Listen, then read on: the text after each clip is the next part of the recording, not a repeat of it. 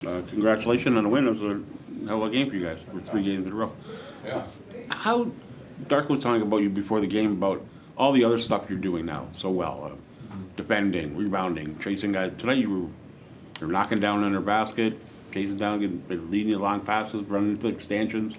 It's like sort of get you involved in the game a lot. For sure. I feel like when I'm kind of focused on that, not trying to be one-dimensional, and before my shots come to me, I'm trying to build my confidence from the defensive end first, I feel like. And I did that today.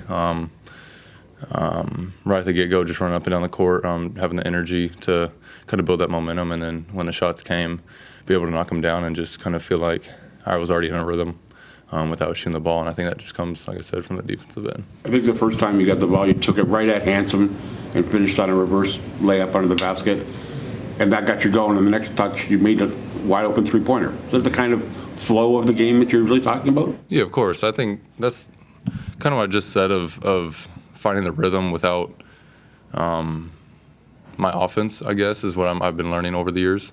I feel like I've grown up, I've been used to just finding my rhythm strictly from scoring, and I feel like that's kind of overlooked. And I overlooked it growing up, and now that I kind of learned talking to Darko and learning that with my defensive first, if that builds my rhythm, then I got to do that and lock in there. If I'm coming off the bench, starting whatever my role is, if I can build my rhythm from other things just in scoring, then I feel like that's going to build me as a player.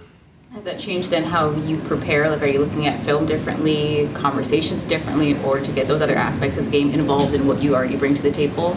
I wouldn't say it's changed the way I've approached the game necessarily. I mean, I get prepared the same way each game, since middle school, high school, whatever, knowing that I got to come in with energy. It's never changed the way how hard I play. I feel like just being more technical of, different ways of watching film, being more technical with matchups, stuff like that, knowing I can't go in and guard the same player, how I'm going to guard the next guy next game. Just knowing that guys are different. I got to come in and maybe give space to a guy that's a little faster, a guy that is more of a hot shooter, whatever it is. I got to go in there and, before anything, have energy and keep building off that. Collectively, what were you guys able to get back to in that fourth quarter defensively? I think just understanding, teams are going on their runs. It's NBA basketball, knowing that we can't let that, change the way we play. I got to go to our brand of basketball, and I feel like that's knowing not getting sped up, but also still playing with a pace that's pretty quick. We're getting in transition and knowing that they're a pretty aggressive defensive team, but when they're aggressive, we can kind of take advantage of that in transition. And I feel like not changing up the way we play, just continue to keep consistent with that and still knowing time management towards the end of the game and, all those good things. Darko, your team's fourth quarter performances basically all season have been really good. How do you attribute that? Competitive spirit to the group and togetherness of the group. This group, game is a long game. It's 48 minutes. You're going to have ups and downs. And what we're trying to do is always to find a way to be in the game in the fourth quarter and really to focus on our execution and to focus defensively what we're doing.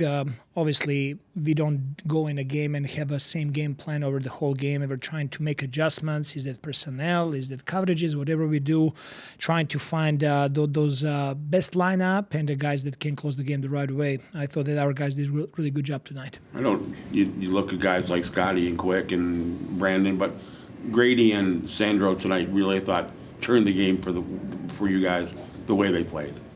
No. I always say, we cannot win basketball games if one or two players play well and the rest of the team is not. So we need deep roster, and we need all the guys to contribute, And we had 7 guys with the double digits tonight, and everybody contributed with rebounding. This is elite offensive rebounding team, the best offensive rebounding team in the league. So we had to really focus on that part of our defense, and overall I thought that we did a good job. What have you been able to get just from Sandro over the last stretch in terms of just how he's been able to show up on both ends of the floor? It's opportunity that he's getting and playing a lot of minutes every night, and also understanding that he can play through mistakes. That it's not gonna be always perfect game, and he's learning how to play off of his teammates, and they have absolute trust in him to find him for open for open shots or whatever it might be, roll or when we play now our driving kick offense. Kind of crazy to see those fans behind your bench cheering, chanting, and singing. And Yeah, that was awesome. I heard that group is making every year, last 11 years, they're making a trip to come and support Toronto Raptors. There was a group of 25 of them, and it was awesome seeing them before the game, singing national anthem and supporting the team. It's really special. It's really cool.